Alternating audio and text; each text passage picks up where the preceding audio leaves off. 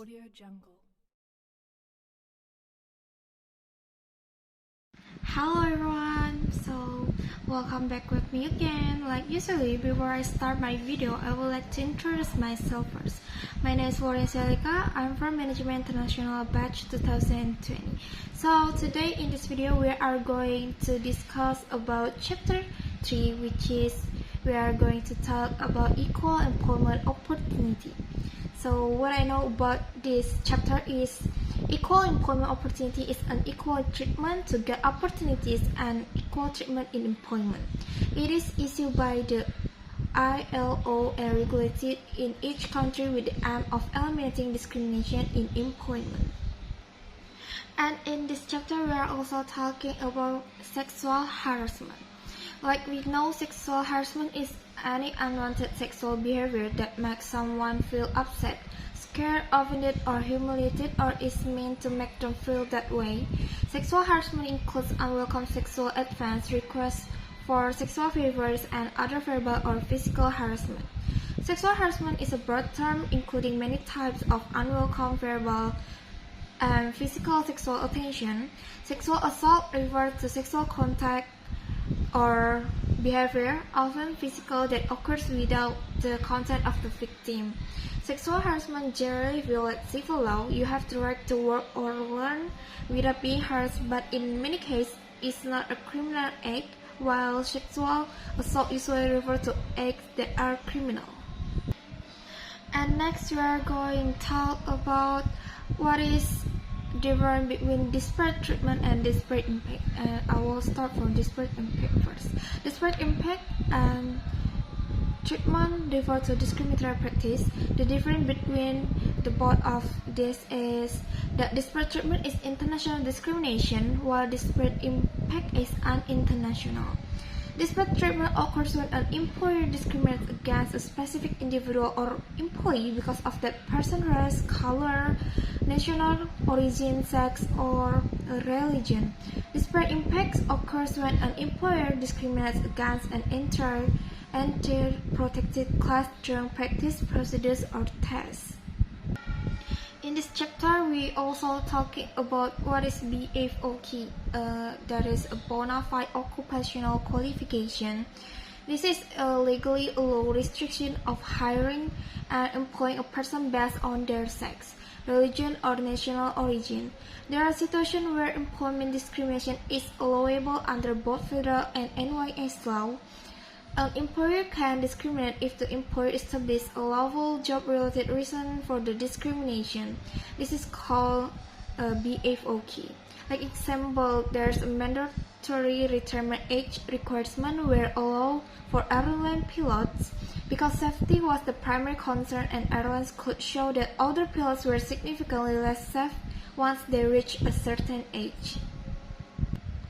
And after we discuss some of like if I work as a manager and I have sex or gender issues at workplace, how I manage it. So I think if I were a manager, I would ensure that all human resource management policies and practice are free from discrimination.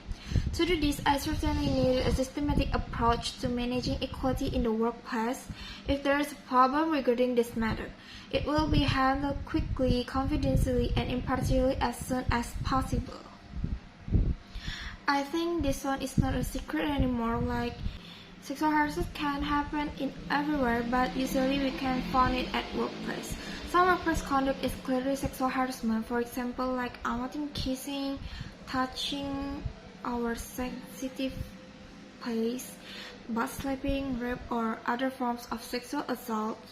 While other forms of sexual harassment certainly still happen in the workplace, more subtle forms of harassment are on the rise. For example, any of the following actions can be sexual harassment if they happen often enough or are severe enough to make an employee uncomfortable, intimidate, or distract enough to interfere with their work, like repeated compliments of an employee's appearance, commenting on the attractiveness of others in front of an employee, discussing one's sex life in front of an employee, or asking an employee about his or her sex life.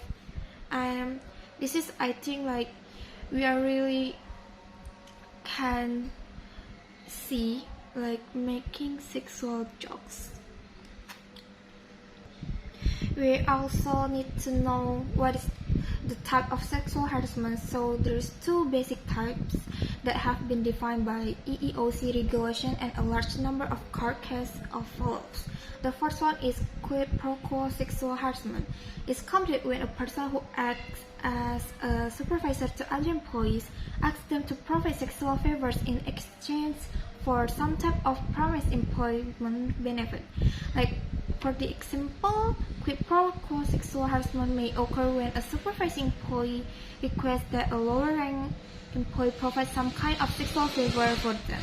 In return, the supervising employee will then receive a benefit that is not offered to other employees, such as extra pay, promotion to a higher ranking position, or more seniority within the company.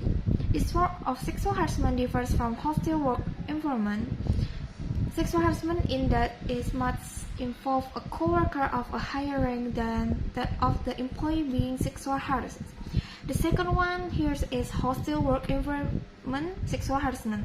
Occurs when someone who is working in an enterprise does one of the following things: makes intimidating or threatening comments or jokes, or repeating sexual advances which then impact the ability of an employee to do their job properly. This kind of sexual harassment focuses more on the hostile and offensive nature of conduct that pollutes the entire work environment, and it arises when one employee or group of employees harasses a colleague or group of colleagues. And that's all what we are discussing in this chapter. Before I close my video, I would like to say thank you to you guys